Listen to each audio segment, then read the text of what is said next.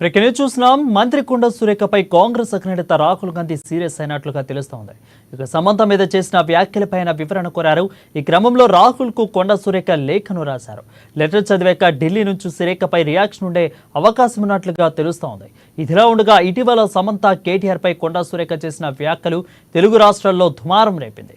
కేసీఆర్ను విమర్శిస్తూ సినీ రాజకీయాల్లో నటులు రాజకీయాల్లోకి తీసుకురావడంపై సమంత నాగచైతన్య కేటీఆర్ వల్లే విడాకులు తీసుకున్నారని ఆమె చేసిన వ్యాఖ్యలు మీడియాలో సోషల్ మీడియాలో పూర్తిగా వైరల్ అయ్యాయి.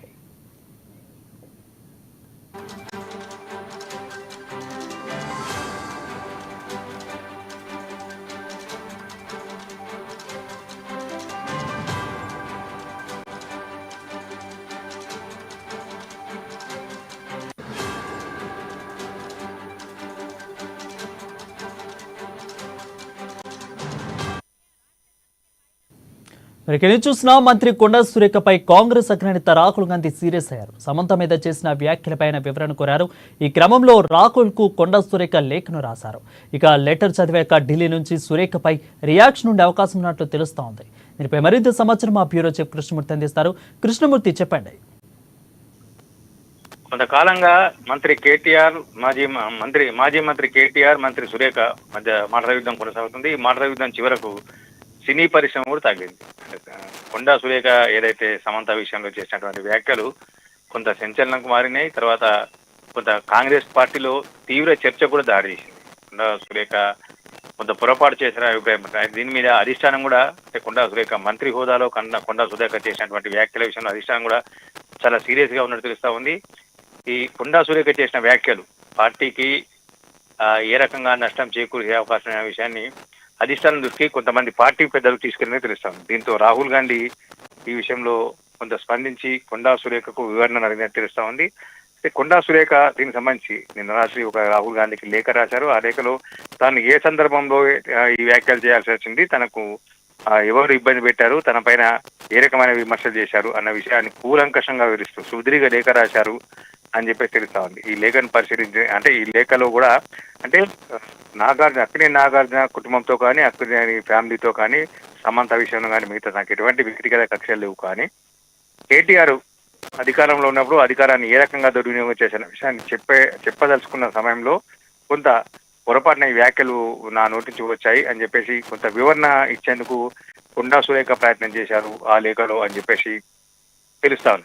అంటే కొండా సురేఖ పంపిన లేఖ ఇంకా ఢిల్లీకి చేరి అక్కడ రాహుల్ గాంధీ పరిచిన తర్వాత కొంత చర్యలు ఉన్నాయి. ఇప్పటికే కొండా సురేఖ విషయంలో కాంగ్రెస్ అధిష్టానం కానీ మిగతా నాయకులు పార్టీ శ్రేణులు కొంత గుర్రుగా ఉన్నారు. కొండా సురేఖ మంత్రి పదవి కూడా తప్పించే అవకాశం ఉన్నాయి అధిష్టానం అని చెప్పేసి. అంటే రేవంత్ రెడ్డి పాలనలో ఈ రకంగా మంత్రివర్గంలో ఉంటూ మంత్రి హోదాలో ఇట్లా ఒక సినీ సెలబ్రిటీలకు సంబంధించినటువంటి వ్యక్తిగత జీవితాలకు వెళ్ళి వివాదాస్పద వ్యాఖ్యలు చేయడం సరైనది కాదు అన్న అభిప్రాయం కాంగ్రెస్ పార్టీలో వ్యక్తమవుతుంది. అయితే కొండా సురేఖ మాత్రం తాను ఏ సందర్భం చేసింది, తన దురుద్దేశం లేవు, తన వ్యాఖ్యల వెనకాల తాను మనోవేదనకు గురై ఏ రకంగా వ్యాఖ్యలు చేయాల్సి వచ్చింది అంటూనే క్షమాపణ కూడా కోరారు. తన వ్యాఖ్యలు వెనక్కి తీసుకుంటాను, ఎవరినైనా ఇబ్బంది పెడితే నన్ను క్షమించడం కూడా కొండా సురేఖ పదే పదే కోరారు. అయినప్పటికీ ఈ వివాదం సద్దుమంగకుండా వెళ్తా ఉంది. కాంగ్రెస్ అధిష్టానం కూడా కొంత సీరియస్ గా ఉన్నట్టు తెలుస్తుంది. రాష్ట్రంలో ఇప్పుడే కాంగ్రెస్ పార్టీ పట్ల కొంత ప్రజల్లో వ్యతిరేకత వ్యక్తం అవుతుంది అన్న